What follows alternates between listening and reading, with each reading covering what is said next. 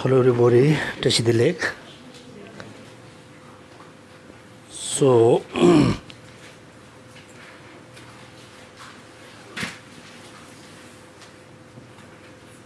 I hope everybody have done homework. Half. Have you finished half lunch? Complete lunch. Okay, anyway, so I asked you to do some homework. I think you have done.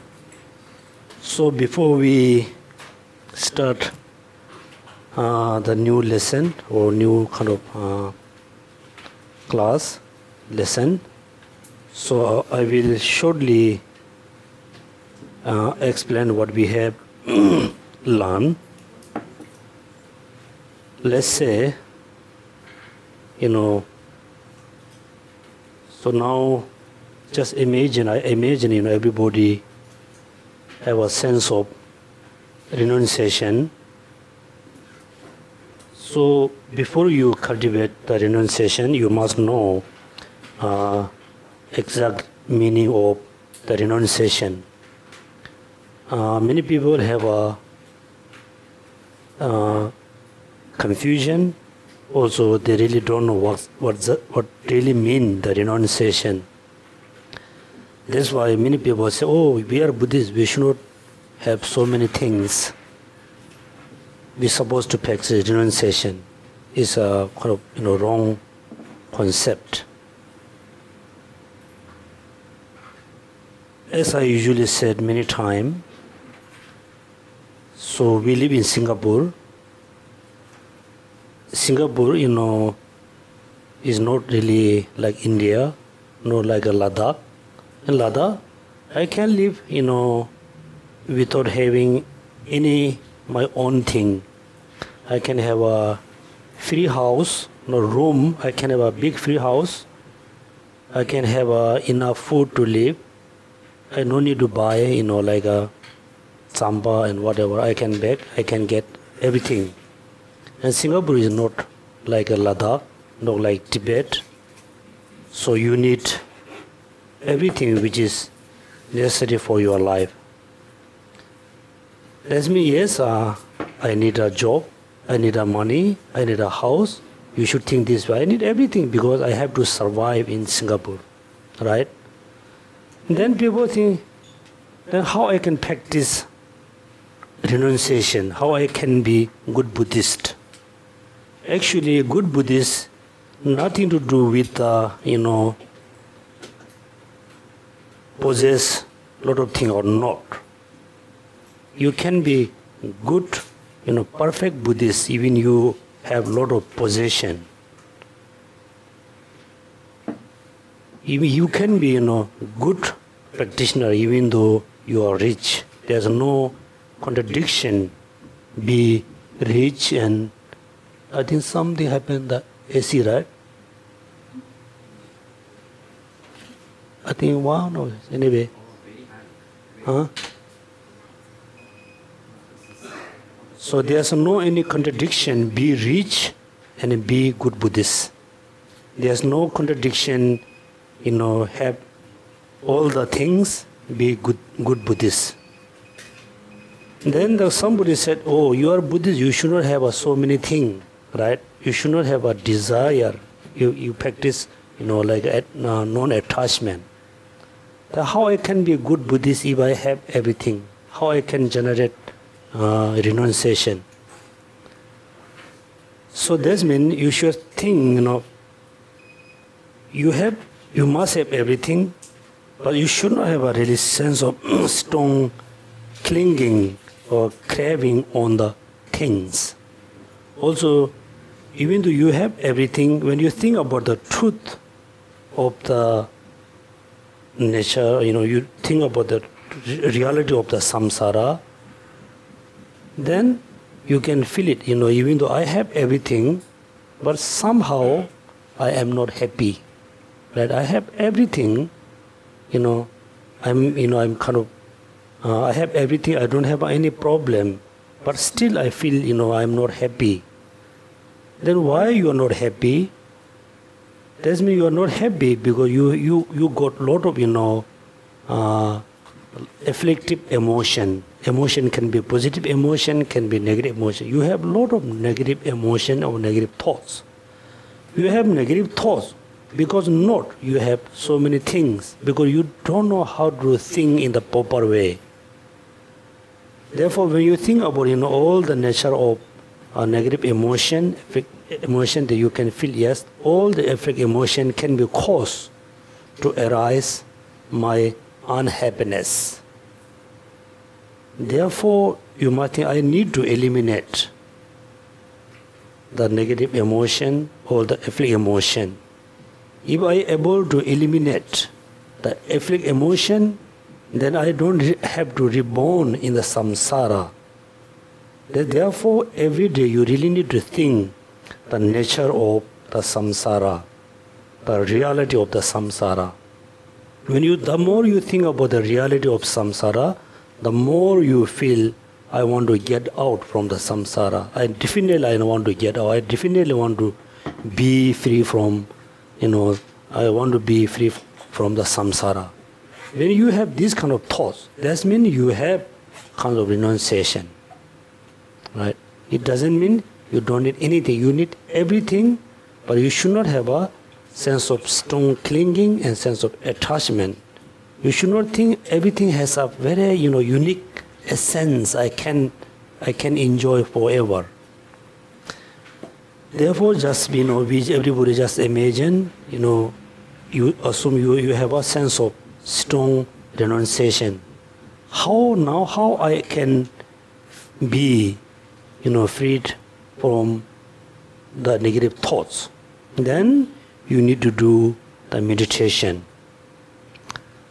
Then there are two types of meditation, which is analytical meditation and mindfulness or single pointed meditation.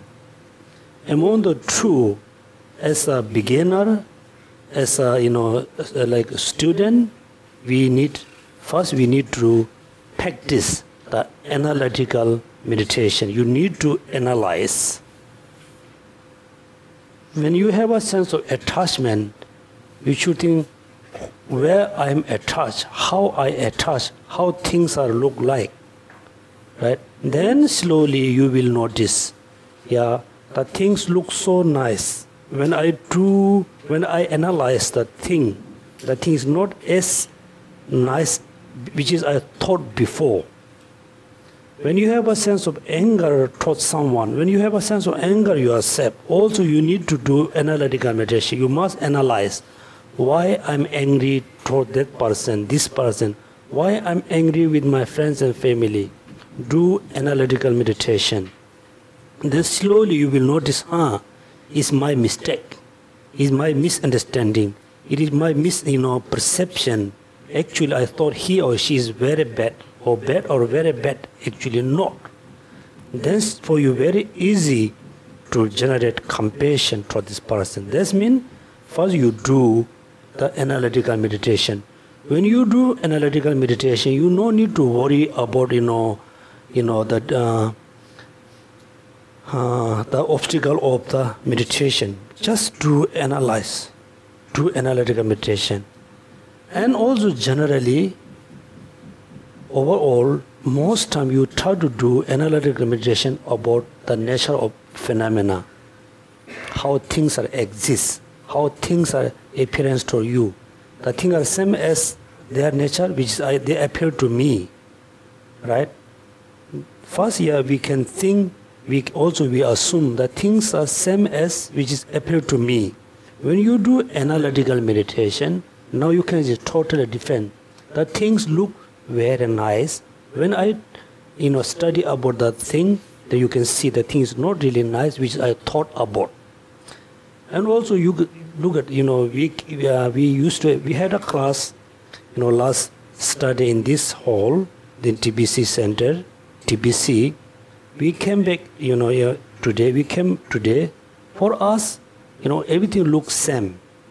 The Buddha statue, the house. When I look at you, I can see, and everybody, all of you, same as last week. When you look at me, maybe you can see a little bit different, but most of you can say, oh, it's same. Actually, it's totally changed. We don't know. So therefore, everybody, first you do analytical meditation. The second, you do the single pointed meditation. Now, when you do, the single pointed meditation, or you do fully, the mindfulness meditation, then I said many times. So you need to choose the object, of your meditation. Then you must remember how many types of object we must use in order to reduce our negative thoughts. Right? Remember the object of meditation. Object. Then second, you need to mindful. You need to concentrate. You need to do mindfulness on the chosen object. That time, make sure you won't have the two obstacles, which are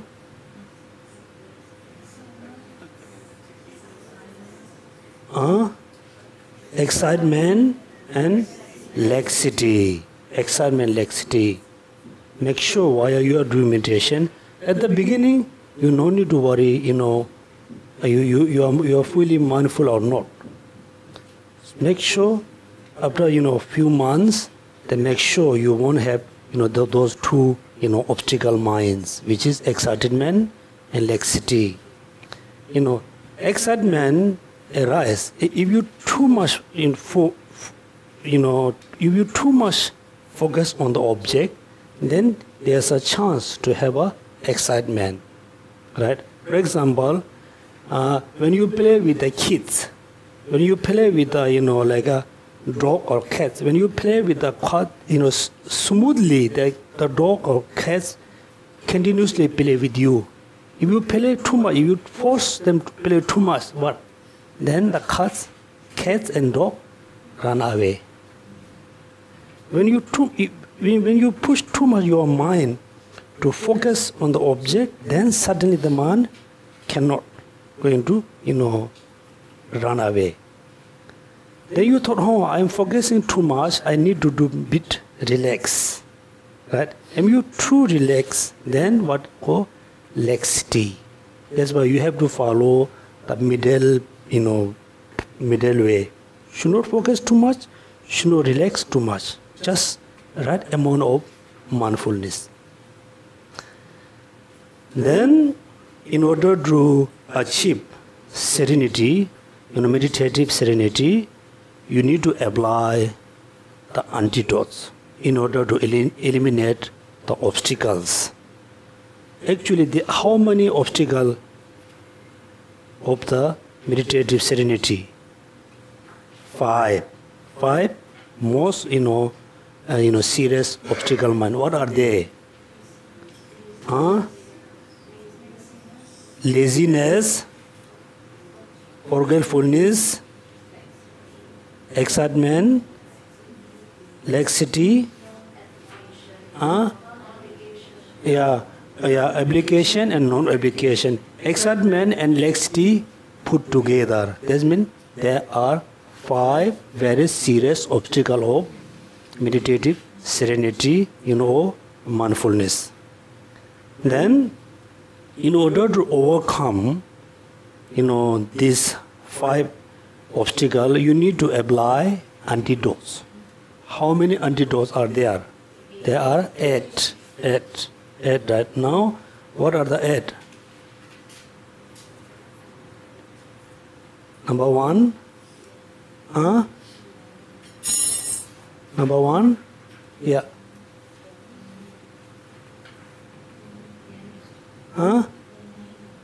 Yearning? Maybe not. Look at, first you say, laziness. Laziness. What is the antidote of the laziness? Be active.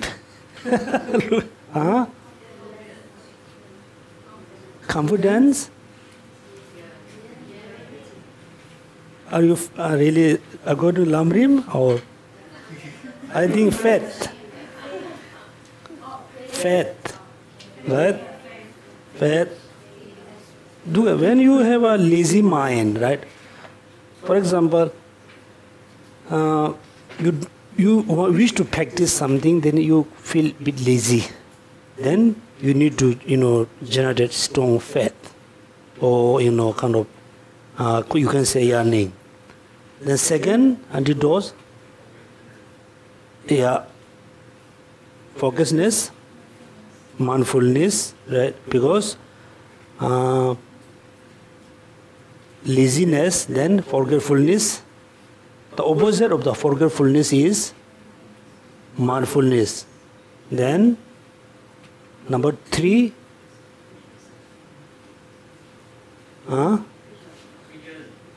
vigilance. Number 4,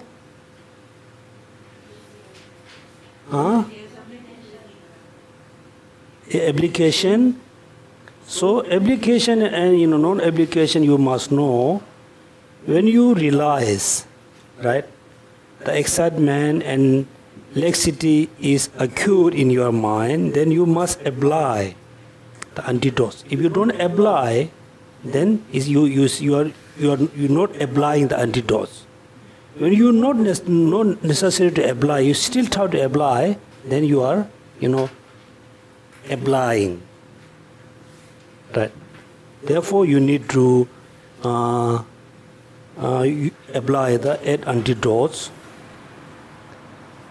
Through applying the 8 antidotes, you need to clarify the 5 obstacles. Then you're going to reach the 9 the mental states, right? 9 mental states.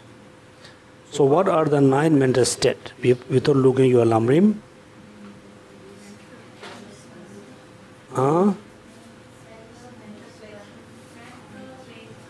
Okay, mental placement, continues. Number 3, patch statement. Number 4, 5,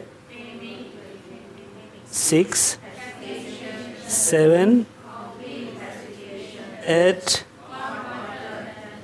9, 10.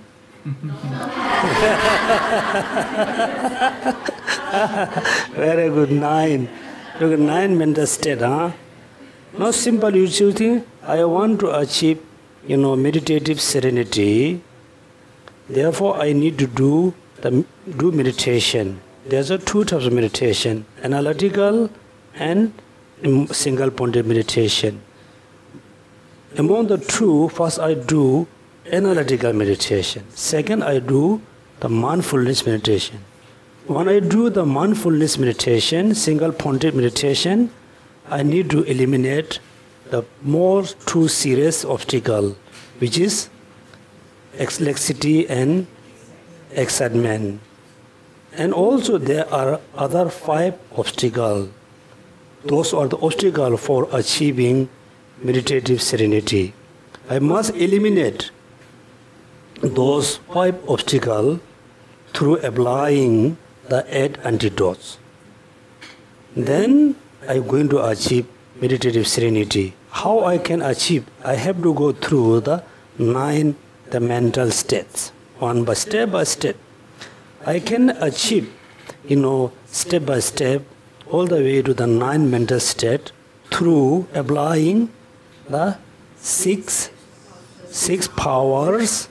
6 powers, and the other would was 6 another. 6 powers and 6 forces and 6 powers. Okay, 6 powers. The 6 powers help you to achieve the 9 mental states. Okay, so before you do meditation, you must know all the steps.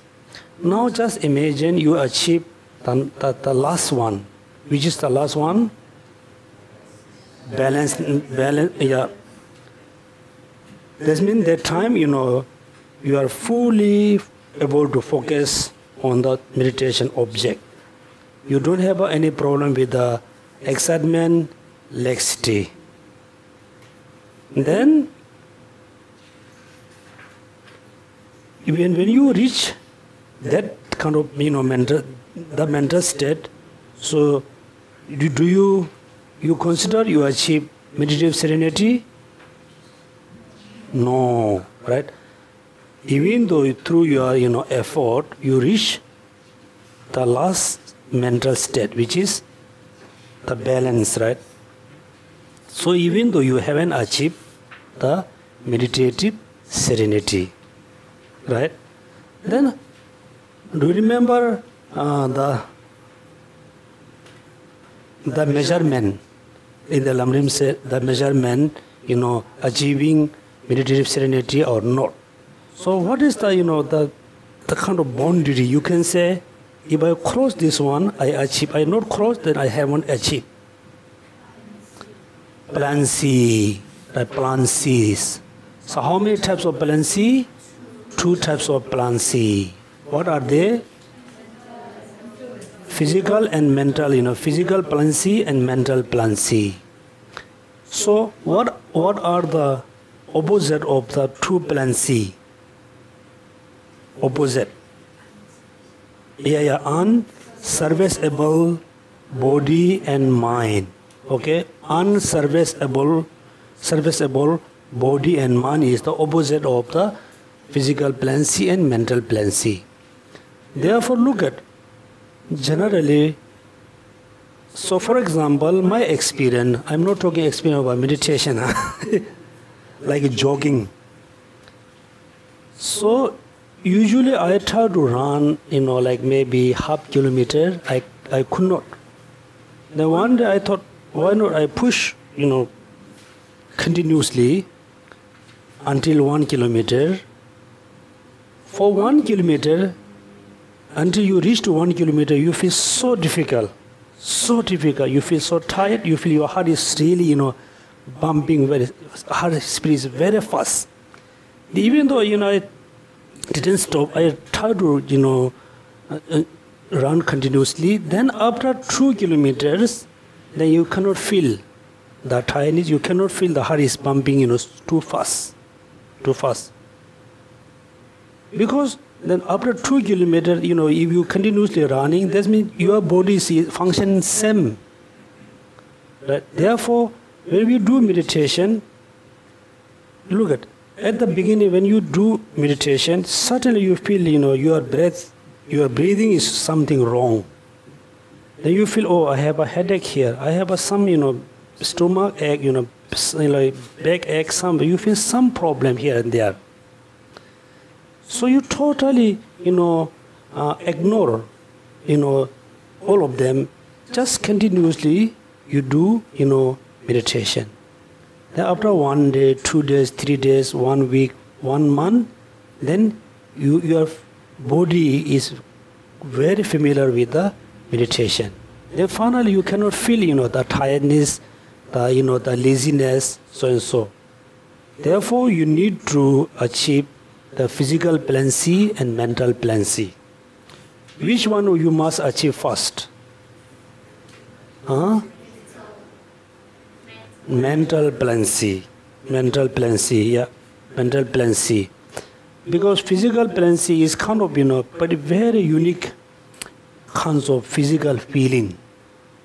First, you need to achieve mental plan C due to, mindfulness. There's a point I explained. The more you focus on something, the more your mind focus on something, then all your body energy come together, right? Together, particularly all the wind energy come together in one point. Due to that reason, finally you feel, so, enjoy. You have a very mental blessedness. Due to the cause, then second you have a physical, blissness. That means you feel so mentally enjoy, physically very enjoy, physically you feel so light. Then after that, when you able to focus on the meditation object continuously, then we can see you achieve meditative serenity. Okay? Then even though you accomplish the meditative serenity, it doesn't mean you fully reduce all the negative thoughts. No, all the negative thoughts still there. The second, what you need to practice what? Special insight. Okay? First, meditative serenity. Second is special insight. So you need to practice meditative serenity in order to achieve special insight. Okay? Special insight. Then do you remember how many types of person who practice the meditative serenity? 4 types of person, who practice meditative serenity. Who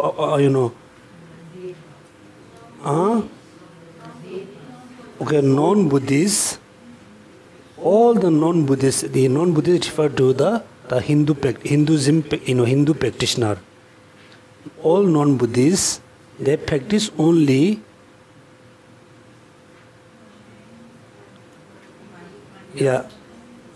mundane insight. Then second, dull faculty. Then even the sharp faculty, but haven't matured the virtues. Then number 4, Bodhisattvas who not going to achieve enlightenment in this lifetime. Okay, that means generally there's 2 types of special insight: mundane and supramundane special insight, right? Based on the meditative serenity, second you need to achieve what? Special insight. There's 2 types. Now, what is the differences between meditative serenity and special insight? Right? In Sanskrit they call shamatha and vipassana. Shamatha and vipassana. Vipassana is the special insight. Shamatha is the meditative serenity. So, what is the difference between 2 of them? Right? Look at first you practice analytical meditation, right? Through your analytical meditation, then you learn how to meditate on, how to mindful on the object, right? Single pointedly. Then the karma body or meditative serenity, shamatha is only function, just function as a non-English word. Do you remember non-discursiveness? Right? There's not doing any analytical meditation. Just fully focusing, fully focus on the object. Not doing any analytical meditation. Right? For example, first time when you see some very new object, new computer, new mobile, first you look, just look at, then you thinking, how it look like. Then second you have a thoughts. First you just look at, no any thoughts, then slowly you start to think about, right? Then when you do the special insight meditation, then in the one hand you fully focus, on the other hand you are doing analytical meditation, right? That means you are doing analytical meditation without moving your mind from the object of meditation. That means you are fully look at the person, make sure the person is not run away, looking the person, at the same time you are thinking about the person. Okay, so this is what you call special insight. There's a, two types, mundane and super mundane. Now, do you remember how you can practice the mundane special insight? Why you need to practice? Why you need to practice the mundane insight? Why? Why? How?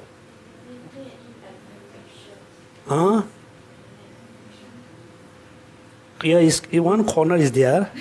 Second corner you're missing. How many types of, generally there are so many afflictive emotions, right? So many. Actually, all of you put together, there's how many? Two types of. One is, manifest afflictive emotion. What? Manifest afflictive emotion. Second is, seeds of afflictive emotion, or imprint of the afflictive emotion. Let me look at. You have a manifest anger, right? When you really arguing someone, you have a manifest anger. Anger is fully arise, right? Even though you are not arguing with someone, you still feel it. I'm really angry. I'm angry with the person, right? Then somehow you met your best friend, then you are chatting with your best friend. That moment, the manifest anger is not there. But anger is that time reminds as a imprint, just is become very invisible way. So therefore, all the non-Buddhists, they practice only the mundane special insight in order to overcome what? In order to overcome the manifest emotion. They cannot overcome the seeds of the afflictive emotion. Why not? We are not discriminating, we are Buddhist is superior, non-Buddhist not. We are not discriminating, because you must know the point, must know why. The non-Buddhist only able to overcome from the manifest afflictive emotion, not the seeds. Why not? Do you remember? According to Lamrim, should not make a guess. Huh?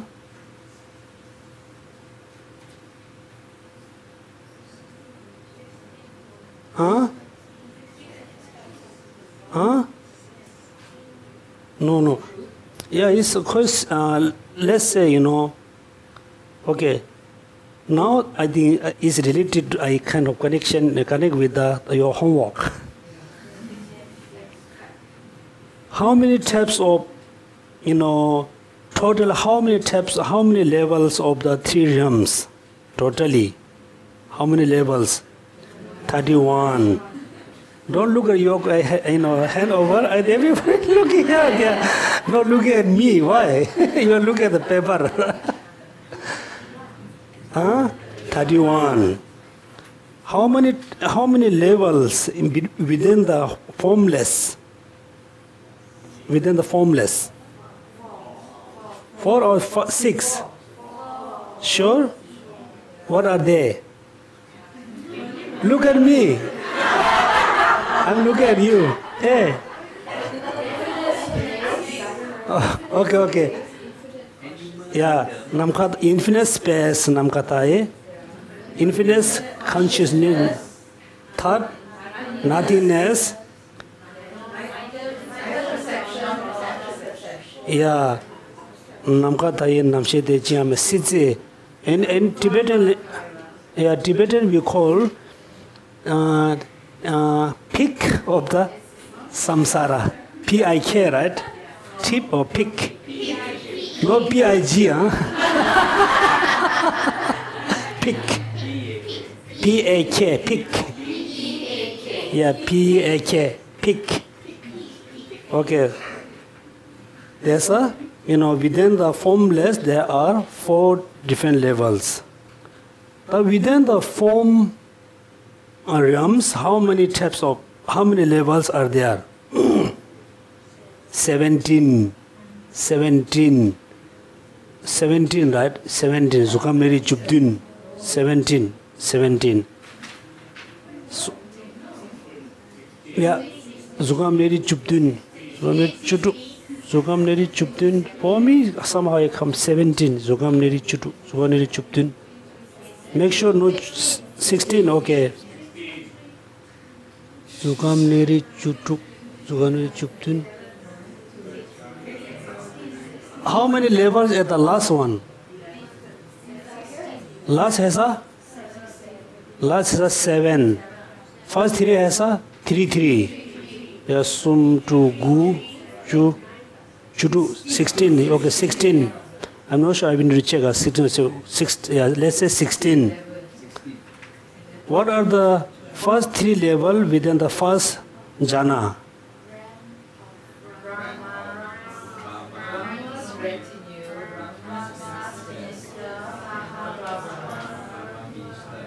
Okay, I think I don't think there's a point. There's no point to test, right? Everybody look at the paper. You know, just okay, very good. You know, at least you must know. At least you must know the 3 realms. You know, desire, form and formless. Within the desire realms, you can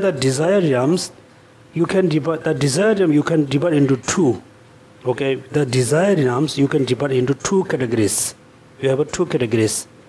Generally, what are they? Human and gods. You know, desire gods. We should not say gods. God can be formless. Human and desire God. Within the desire God, how many levels? 6, yeah. 6. What are they?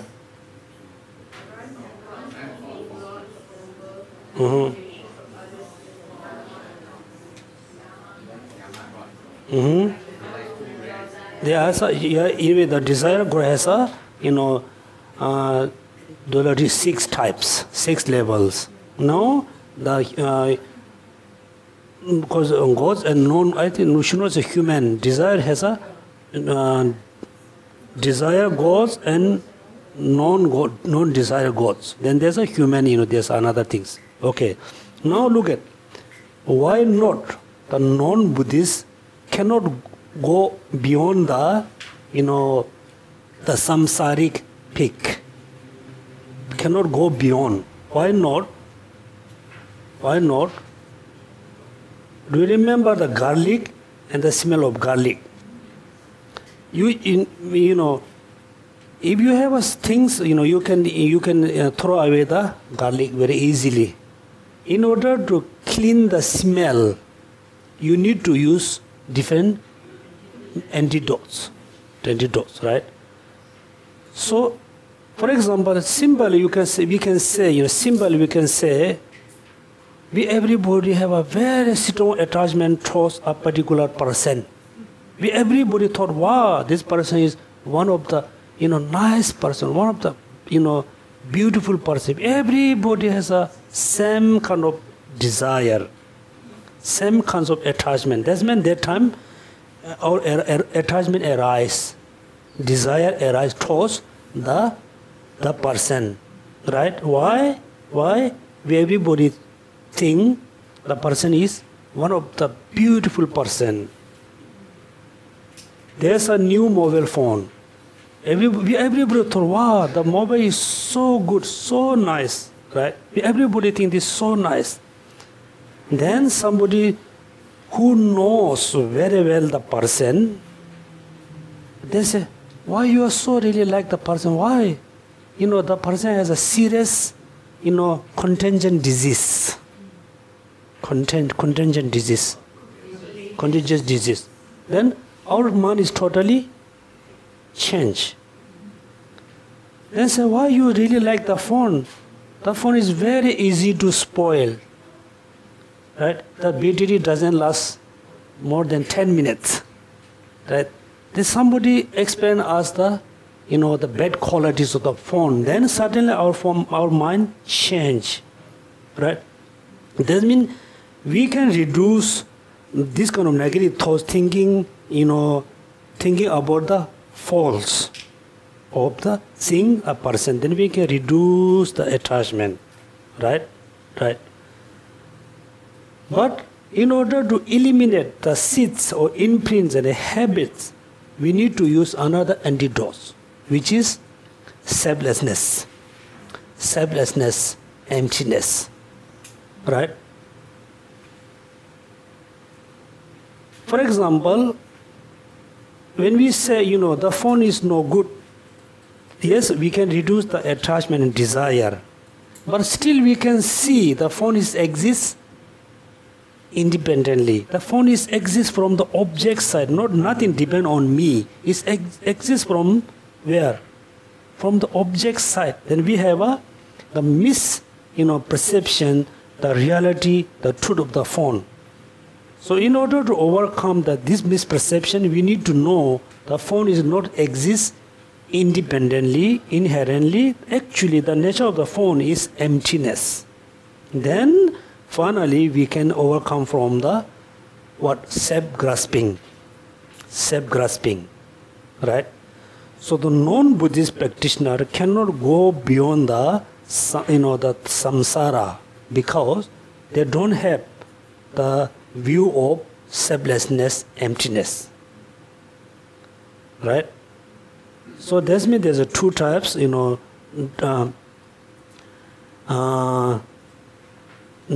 and super-mundane insight. Now, do you remember? So, what is the difference between, mundane and super-mundane insight? The super-mundane insight meditate on what? 16 aspects of Four Noble Truths. Selflessness, emptiness. I think now it's very, very worried again looking paper or notes. Okay, first we have Four Noble Truths. Four Noble Truths are the foundation, very important. Huh? You should not think, Four Noble Truths is not important. I want to learn, perform teaching. Very important. Four Noble Truths. Each truth has 4 aspects. So what are the 4 aspects of the truth of suffering? Suffering. Suffering. First one, impermanence. Second, suffering. Third, emptiness. Fourth, selflessness. There's an order. Order. Make sure. First say impermanence. You should not mix up the order. First must say impermanent. Second, suffering. Third, number 3, emptiness. 4, selflessness. Okay, there's an order. Because selflessness. Yeah. Because at the Buddha, first time when he give a teaching, he start the teaching from the impermanence. Impermanence. Okay? There's a lot of, very important points. Because among the concept, we have many concepts, right? We have many concepts. We practice so many things.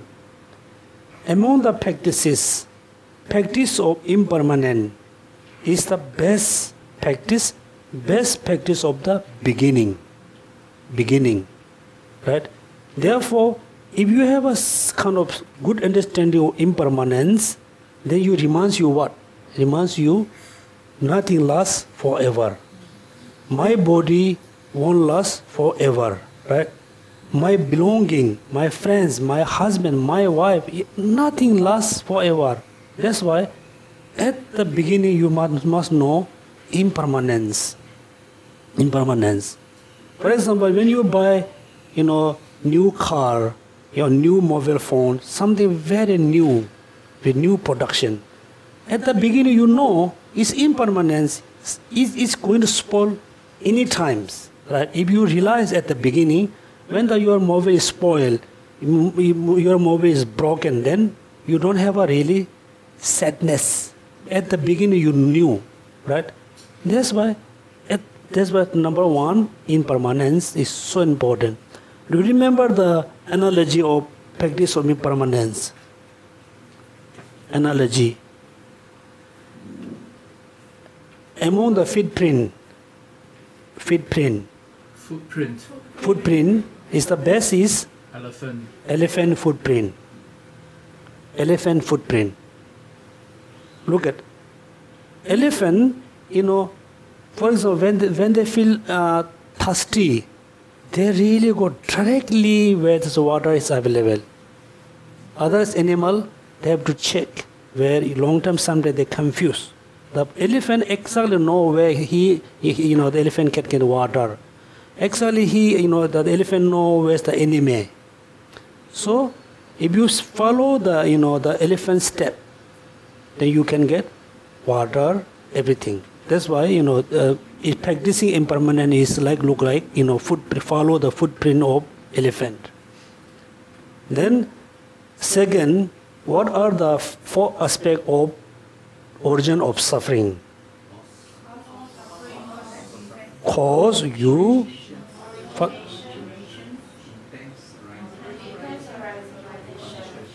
Okay, that's 4. Then, what are the 4th aspect of cessation?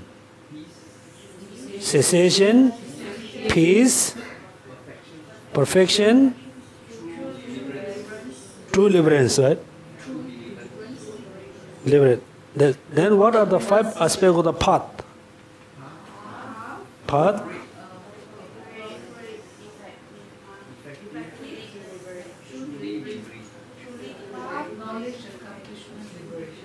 Yeah, those are the 5 aspects of the path, right? That's why, if you really want to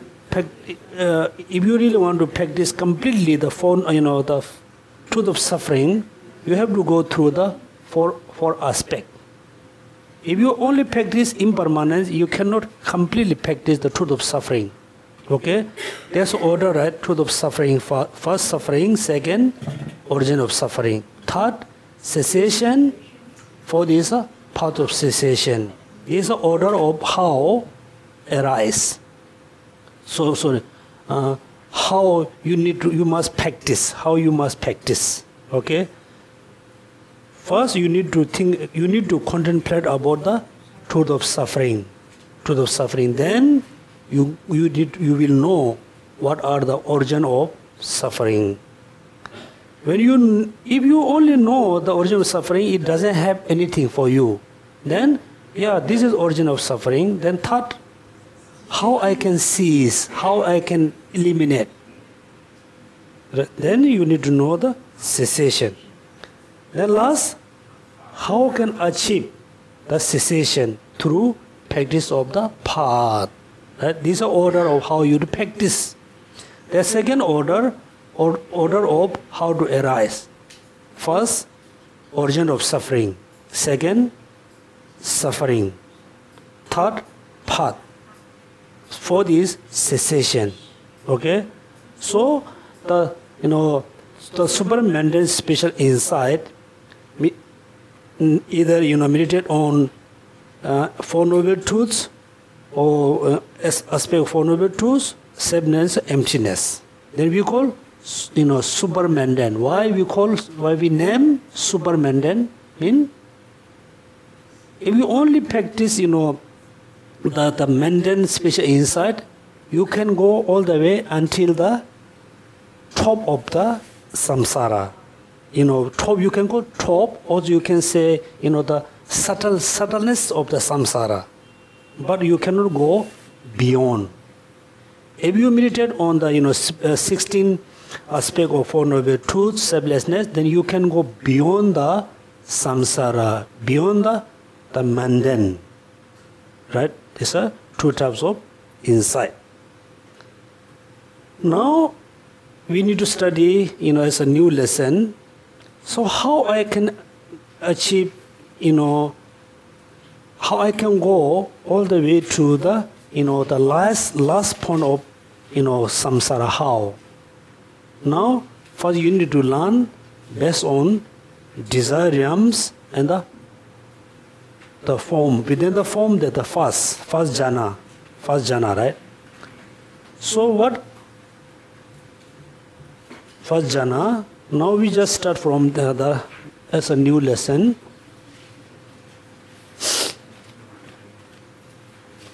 Okay, before we start new lesson, anybody has any question?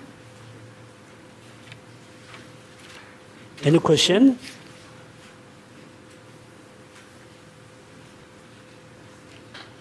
This sentence, look here, page number 92. I think everybody memorized. The mundane insight consists of meditation, bringing the aspect of calmness and grossness. Calmness or grossness. Okay, so this is talking about the mundane insight. Calmness and grossness, in which is you absorb the grossness of the lower levels and the calmness of the higher levels. Okay, this is so important. Now, simply, you should just think this way. Now we have we belong to which realms? Desire realm. No, we include into desire realm beings. Why we are included into desire realms? We have a very strong desire about the five objects. Five objects. Right? Five objects. What are the five objects? Form, sound, smell,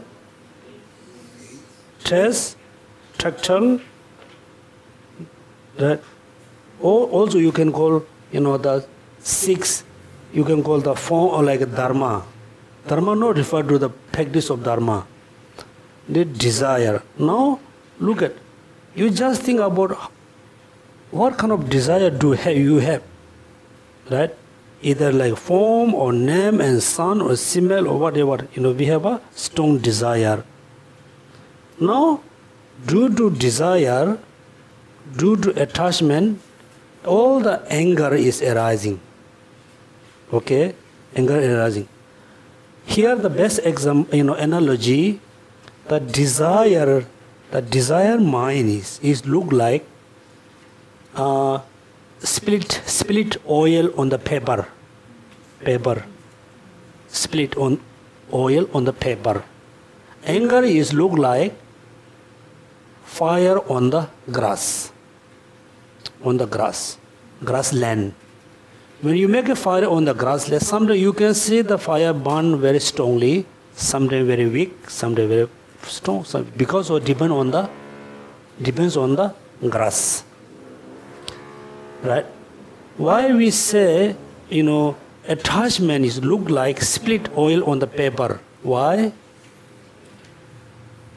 Have you heard before?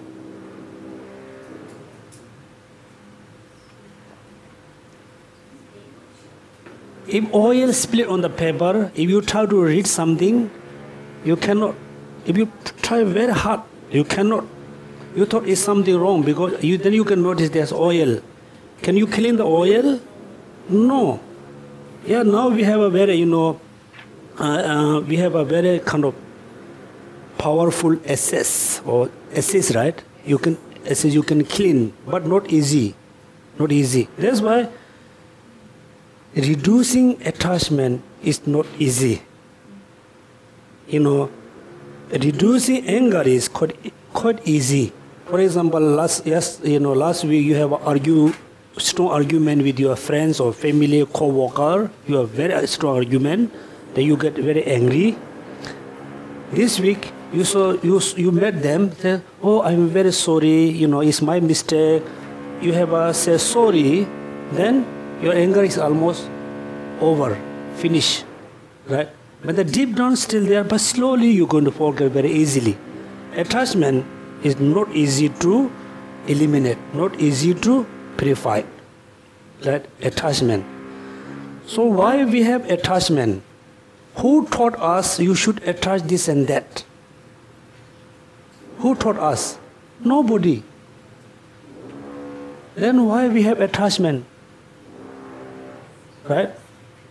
This means we have an attachment because we have a ignorance.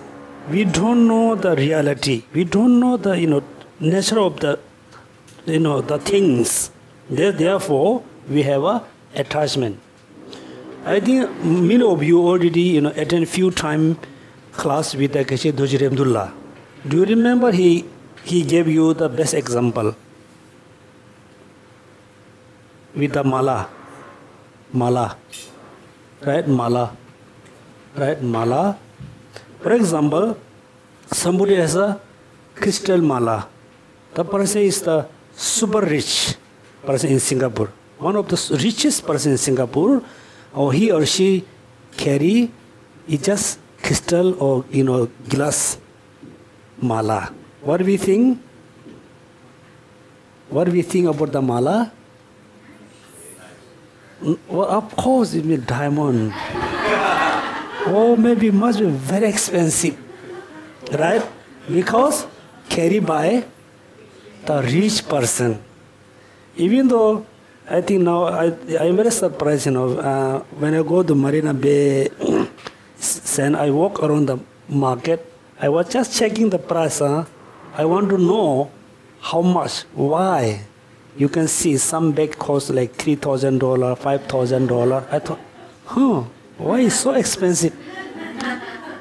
Why so expensive, right? That's why when the rich people carry the fake one, what do you think?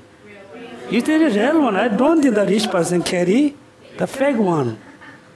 Then we have a ignorance. We don't know. We just assume because without having any proper reason. First we have a ignorance. Then the rich person carry the very expensive bag. Somehow they give you, okay, I don't want, you can have this one. Are you happy or not? You are very happy. We are very happy, right? Then you say, oh, I'm so happy I got this expensive bag from the rich person. Show your friend. He or she opened his, no, it's fake. Then how do you feel? Upset. Disappointment. Right? That means first there's ignorance, then attachment. After attachment, there's angry, there's a despair, there's so many things arise, right? Therefore, we have an attachment, we have a desire, because we really don't know exactly the nature of, the phenomena, the person. Therefore, we know ignorance is the root, right? So, now you just think about, you want to achieve the first calmness mind compared with the desire realms. Calmness. So desire realm is very grossness. Compared with the first jhana is very calmness. Now, how you can achieve, right? Now we study this the 7. Actually, I ask you further read that. Okay, 7. So here, page number, the maintenance gross question: what kind of person achieve? You already studied this one. Non-Buddhism eliminated by the meditation on the moreover the serenity. Okay. Now open the page number 98. On the basis of meditative serenity, the way to freedom from the attachment to the desire realm, right? Is so important. You must know attachment to the desire realm. Also, you can say attachment to the form, to the form realms. Attachment to the formless realms. Ignorance to the desire realms. Ignorant to the form realms. Ignorant to the formless realm. That means generally desire has a 3 levels. One based on the desire being, second is the formless, third is the formless. Right? Do you remember? I gave you example. As a Singaporean, you don't have a sense of really attachment with the other poor country, right? When you go to a poor country, you don't have a really attachment and desire to live and stay there. But when you go to better country than the Singapore, then you have a attachment and desire to that country. For us, we have a very strong desire to the desire realm. We have an attachment to the form and formless. But the being who live in the form realms, they don't have attachment towards the desire realms. Desire realm, right? That means generally 3 levels of attachment, desire, ignorance.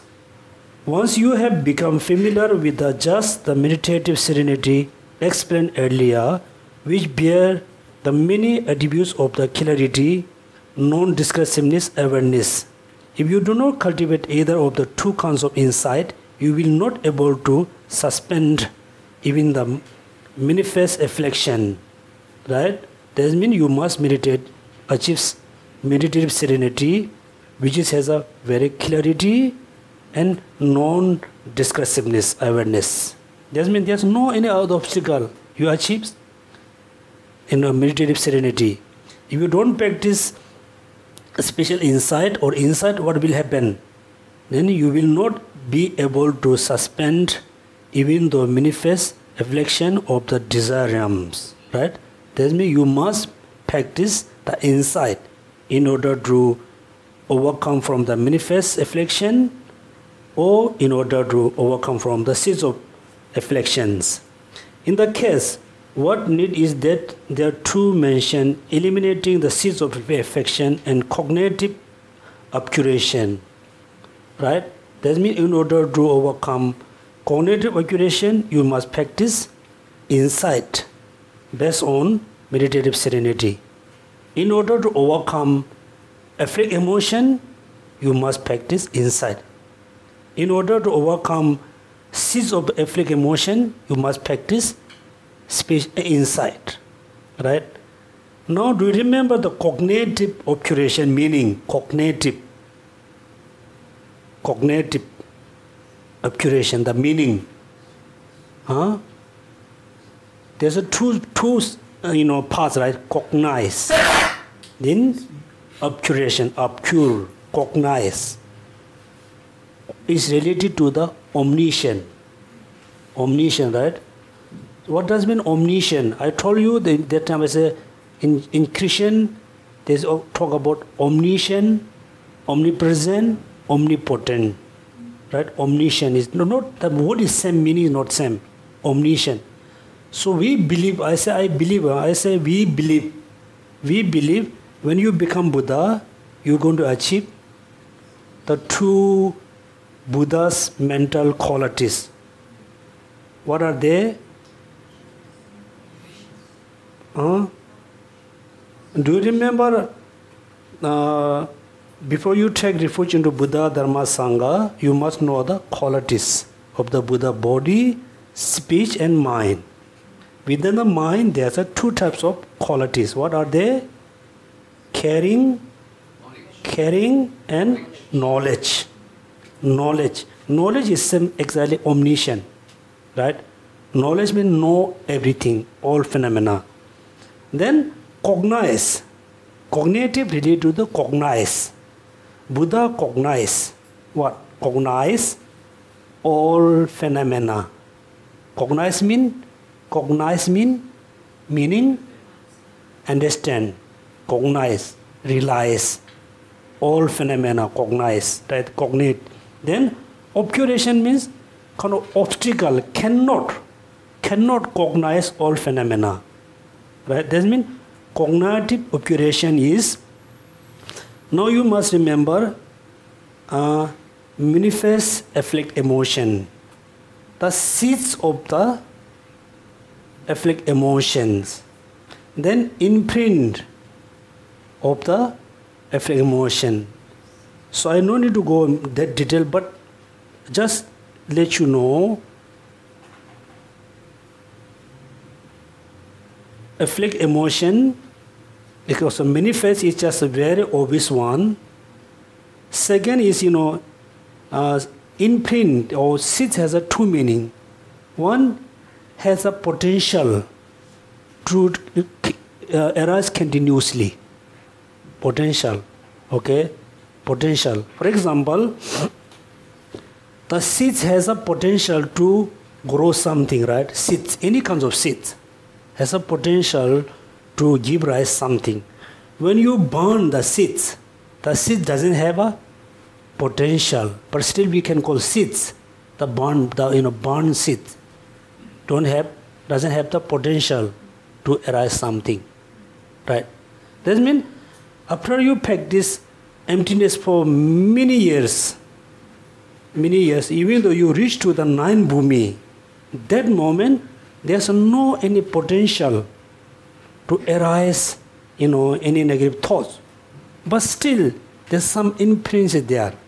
This is called cognitive accuration. Cognitive accuration. Therefore, if you wish to achieve first stabilization, first here refer to what? First refer to which first? Yeah, first jhana, right? Because look, talking about here, once you have become, look at here, the way to freedom from the attachment to the desire realms, right?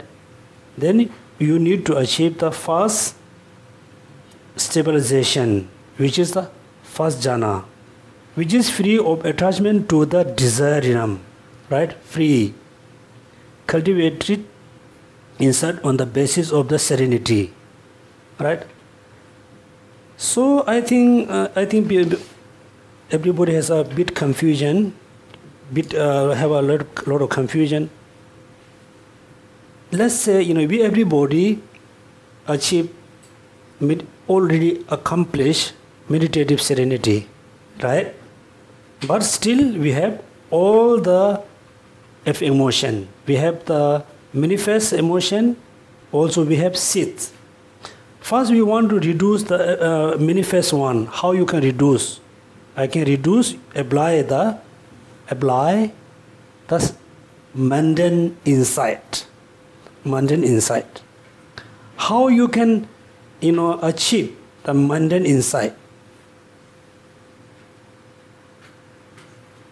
Based on the meditative serenity, then you need to contemplate the desire realm is very gross. Then first jhana realm is very calmness. You need to contemplate two of them. Okay, then slowly you're going to achieve inside of the mundane levels. Even though you are still belongs to desire realms. You are desire being. You are still desire. You are human, still human. But your mind is become a bit different, right? I told you the story in my country. I'm from Ladakh in Zanskar. In my country, in the past, now it's not necessary. The person who smoke, you say, oh, here, no, actually we don't have a really lady who smoke. Oh, he's Muslim. You say, he's Muslim because he smoke. Generally, in my country, Muslim, smoke. Buddhist not. If you smoke, then we say you are a Muslim. It doesn't mean he or she is Muslim, right? Because the culture. For example, we are human. When you practice, the mundane insight for many years, then your mentality is different than the other person, right? Because other person have a very strong desire about the desire realm, very strong desire about the five object, but you don't have the desire about the desire thing, the mundane things. Here, very important, I will share with you. His Holiness Dalai Lama said few times. He said, he always reject. He always never accept. I'm very high practitioner. He never said like that. But some few occasions he said, this time I don't have any desire, attachment to the desire beings. This I don't have a attachment towards desire realms. I don't have a desire realm attachment anger. He said because not I practice the maintenance inside. No, I don't have this negative thoughts because I practice emptiness. Emptiness. That means his mentality is much different than us. For us, when we look at the desire object, beautiful object, we have a attachment and desire. He doesn't have, right? That means physically we are same. Look, we are same, but mentally different. Right? That means you are still, you are belongs to desire being. You live in the desire realm. You live in Singapore. You are city Singaporean. Your mentality is no more Singaporean. Your mentality is no more desire being, because you don't have a desire towards the desire realms. Mentally you are beyond the kind of desire being. Physically you still belong to desire being, still belongs to the human. Okay, I think we should have a break. Okay, so page number 98. Therefore, if you wish to achieve the first stabilization, which is free of attachment to the desire realm, cultivate insight on the basis of serenity. Right? So please keep in your mind, in order to achieve the first stabilization, first refer to the first jhana, so which is free of attachment, not free of attachment, free of attachment to the desire realms. Okay, make sure, not free from attachment, but free of attachment to the desire realm. Then what need to do? Cultivate insight on the basis of the serenity. Then the question answer you don't need, these are not important for you. And then the reply, then this moreover, with respect to the insight that accomplish the freedom from the attachment, there are two ways of freeing yourself. One, by means of insight, bring the aspect of truths, and other by the insight that bears the aspect of calmness and grossness. Right? There's two types of insight. One is meditate on the truth. Second is meditate on the calmness and grossness. This present decision is a presentation of the way to accomplish the free from attachment by way of the latter. That means there's two types. Now we are mainly talking about how you can be free from the attachment to desire realm, practice of the mundane insight. With regard to this, the person who cultivates it are both non-Buddhists who utterly lack the view of selflessness, and follower of the teaching Buddhas. Right? There's two types of practitioner. One is a non-Buddhist, one is Buddhist. Non-Buddhists only practice the mundane insight because they don't have the concept of selflessness. Clear? Yeah, the types of the path they cultivate in order to eliminate the affliction accord with the teaching of the Charvaka levels. Now, most important here, for the sake of freedom from the desire realms, right? What they say? Freedom from the desire realm, right? Desire realm. Diligent yogis use the 7 types of attention. What? In order to, free from the desire realm attachment, you need to practice what? Attention. How many types? 7 types. It's so important. Huh? You just you must memorize. You must keep in your mind. For the sake of freedom from the desire realms. It doesn't mean when when you got freedom from desire realm, it doesn't mean you are no more belong to desire being. Still, you are desire being. You belong to desire realms, right? But mentally, you are no more belong to desire being.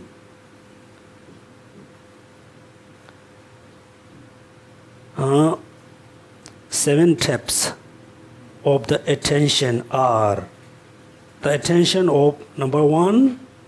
What was the number one? Okay, make sure when you read, you must memorize. Number one, characteristic. Number two, belief. Number three, action. Number four,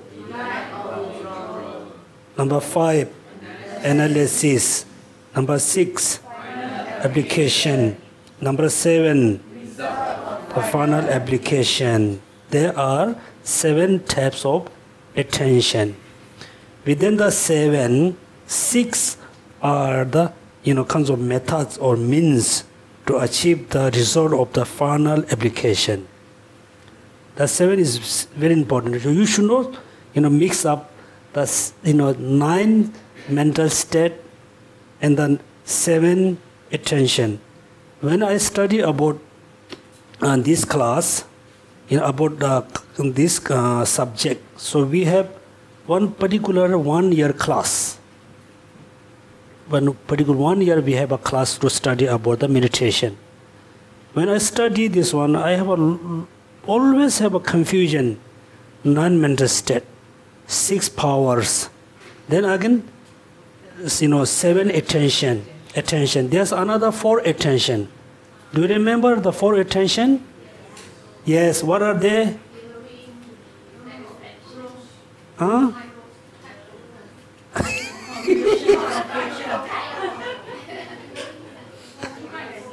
For intention.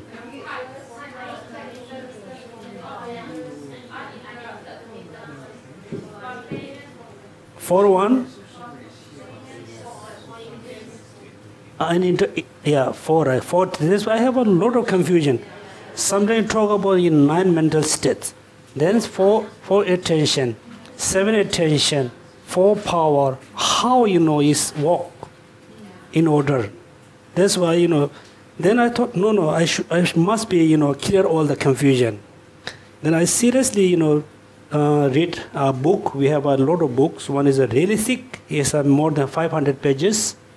Then there's another book is a medium, maybe 300. There's a very concise, right? Concise. Only I think you saw the books there, right? Sonam, is there any Tibetan book on your table? No. No more, right? No. No, right? Then anyway, so there's another book. This is only 25 pages. Yeah. Small one. Yeah. Yeah. Look at this has only 82 pages. 82. Then I thought I should not, read the big one. The thick one has 500 pages. 7, the medium type is 300. Then I thought I should put effort to complete this book. Then I read, page by page. And then finally I noticed, how they walk, to get 7, everything is here. But we cannot understand. Because you don't study Tibetan very well. You cannot. Okay. Geshe, the 7 types of attention, are they progressing one to the other? Or is just 7 categories? Which one? No. The 8 mental state is based on the progressing of your attention. Then this 7 is how you reduce the desire affliction. How to reduce. Now we go, more precisely here. Now 7. Number 1. What's the number 1? The discernment of the characteristic. Look at the discernment of characteristic. What does it mean? What does mean? Huh?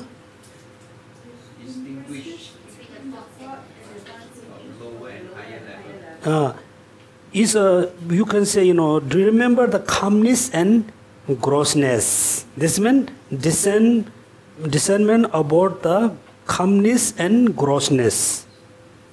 The desire realm is grossness, then the first jhana is calmness. You really need to know it's very gross. This is the second is number 2. What's the number 2? Arisal from belief. Arisal means, is something arise from what? From belief. Believe what? The grossness and calmness. First you need to know the desire realm is very gross. Okay? The first jhana state is very calm. First you know the distinguish two of them. Then you really strongly believe. Then you have a strong belief, desire realm is very gross. The first jhana is very calm. Then number 3, isolation. Right? Isolation. No.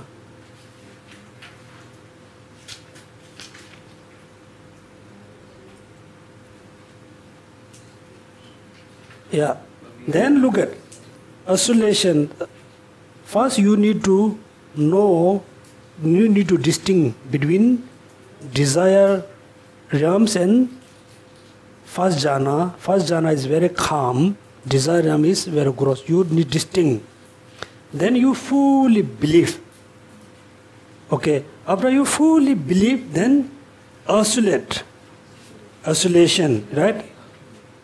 Isolation means after you think many months, finally you feel, wherever you look at the food, you look at the object, you don't have a really attachment desire. Okay? You don't look like you don't have. That means your mind is isolated from the, attachment towards the desired things. Isolation. Then, number 4. Delight or withdraw. Right? Then due to isolate, your mind is completely isolated from the attachment towards desired thing. Okay? Isolate. That means how do you feel? For example, let's say based on our own experience. Just everybody just imagine, we saw there's a very new product, like a computer, new phone, very new, very famous. Everybody really wants to buy.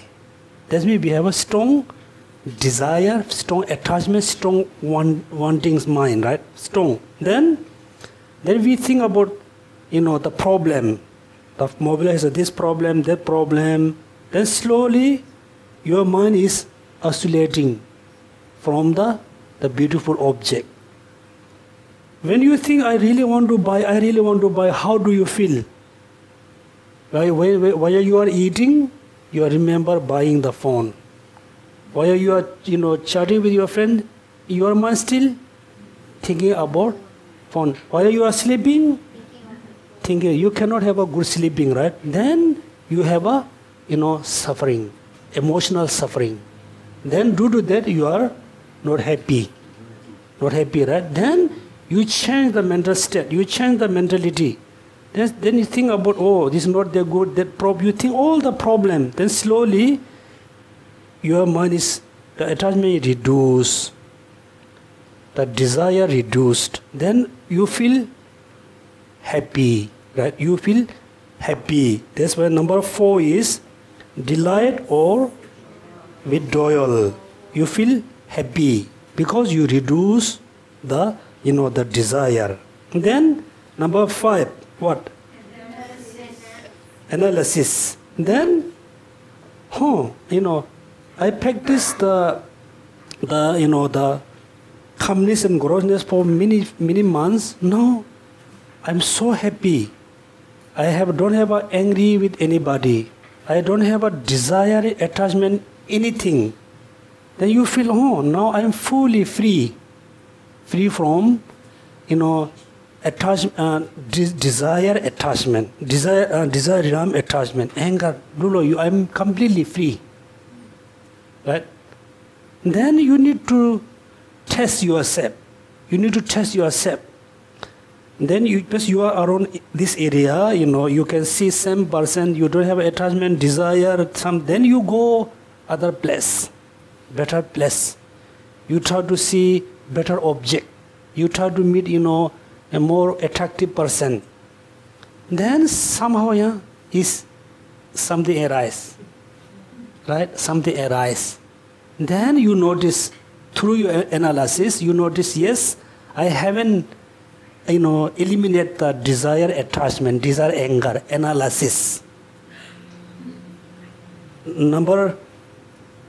Analysis is number what? Number 5. Number 6, final application. Then you notice, yes, I reduced all the negative desire, negative thoughts, but I haven't eliminated. You notice through your analysis. Then finally you need to use the final application. Then you're going to achieve what? The result of the final application. The 7. 7, right? Yes.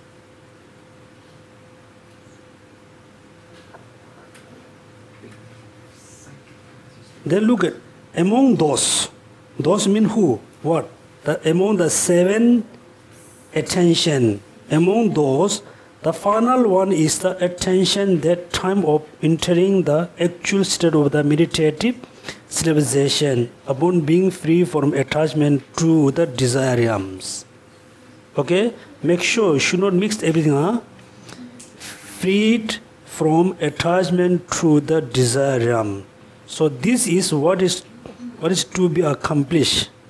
That means within the 7, the last one is what? Is your achievement, right? To be accomplished. While the former 6 are what? Accomplish it. That means 6 are the kind of means or methods to achieve the last one. What is the last one? Meditative civilization. Okay? Upon being free from attachment to the desire. Okay? Make sure free from attachment to the desire. But still, you are not free from the attachment. You are free from attachment to the desire. When you look at any object of desire, you don't have an attachment. Right? But still you have attachment. So now what kind of attachment do you have? You will have. You have an attachment toward the form realm. The things belong to the form. Here, very funny thought I come in my mind. It's quite funny, also it's very questionable. So we believe we are desire realms. We know we are here, right? We can see, there's a people, there's a thing, there are things. But we haven't seen the form realms. This life we never been anywhere, come back. We don't know. This exists or not. Exists or not. Then also look at, we thought the desire realm is very gross. The form realm is very calm. Like there has a lot of just calmness. How do we know? It's taught by Buddha. Right? Buddha. And at that time, I thought, that time maybe the formless realm is very calm. Now, maybe change. Maybe many problems there. Maybe. Because look at the Buddha lifetime, there wasn't aeroplane, wasn't computer, wasn't for nothing, right? Very simple life. Now it's total change. Why not? There's no changes in the form realms. That's why I thought, it's very interesting. I should think about that. That's why I thought about maybe there's a change. It doesn't matter. it doesn't matter there's a change or not. For us, most important, we need to reduce all the the desire negative thoughts. This is the way how you can reduce, right? That's why. So you should think this way. There's a 7 attention. Okay, make sure once more. What are the 7? Number 1. Number 2. Arousal from belief. Number 3. 4. Withdrawal. Number 5. Number 6. 7. I wish everybody could say without looking Lamrim next time. Okay, so important. Now, do you remember the meaning? Discernment of the characteristic mean distinct between gross and subtle calmness. Number 2, arousal from belief. What? You really need to believe one is gross, one is calmness. Isolation mean after you believe, meditate on the grossness and calmness for a long time, then you can feel it. I don't have any desire being negative thoughts. I don't have a negative thoughts, desire realms. Then you need to do what? You need to analyze. Then you will notice, yet I haven't eliminated the desire attachment. Then finally, you need to apply the final application. Then finally, you won't have any, desire attachment, desire ignorance, desire anger. But still you have attachment, right? Still you have. So now, another important, you just look at the page number 99, the number 1.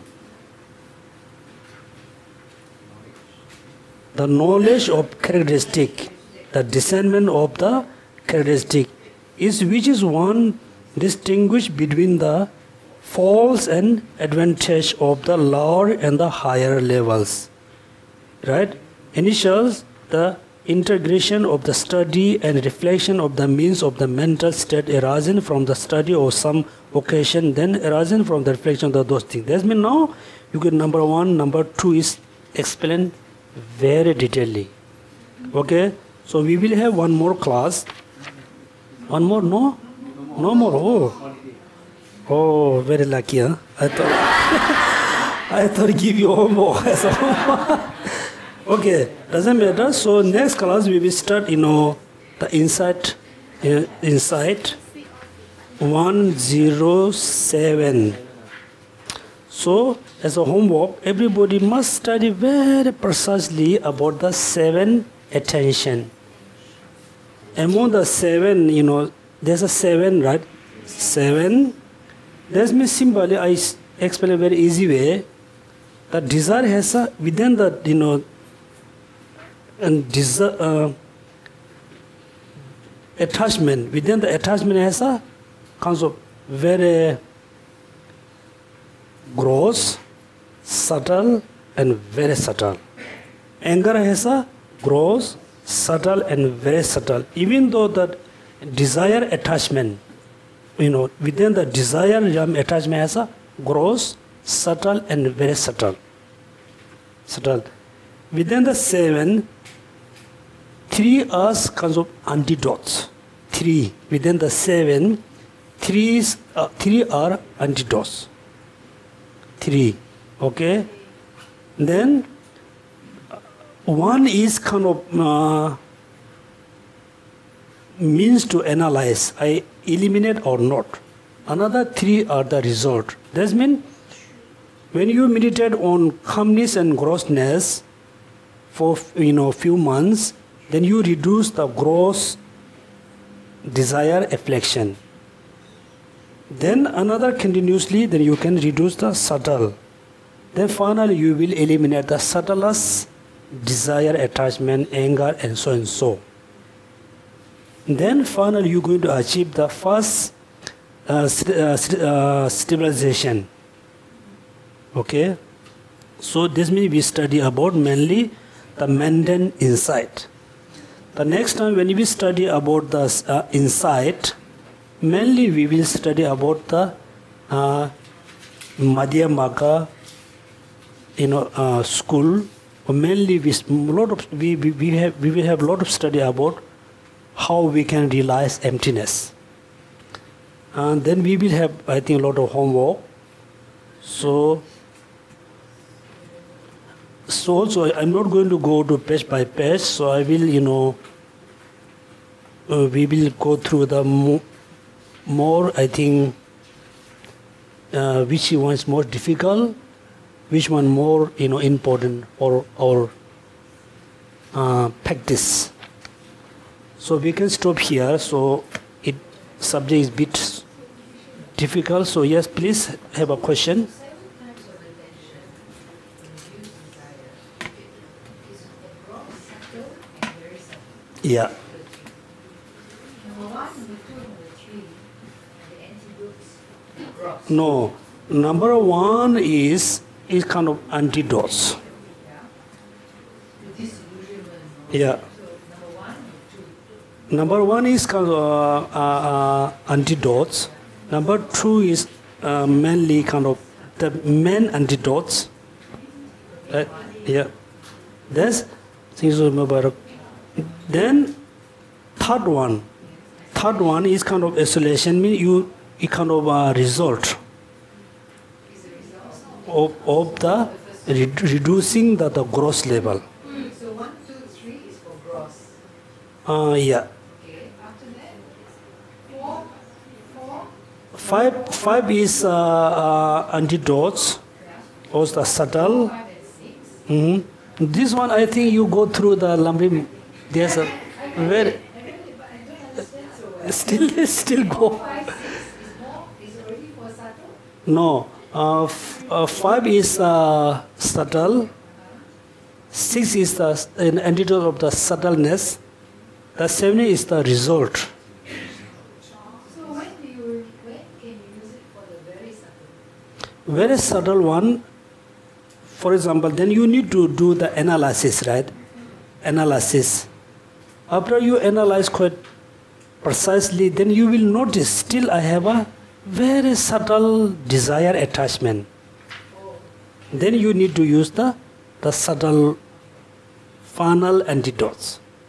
The final application. Application. So that one takes you to the very subtle. Yeah. Then you can have the result one, right?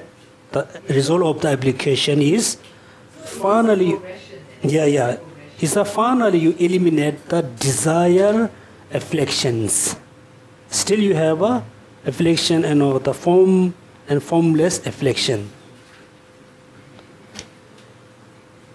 Okay, so then we no question. Then we will do the dedication prayers. No question. Yeah. Okay, then we do the dedication prayers.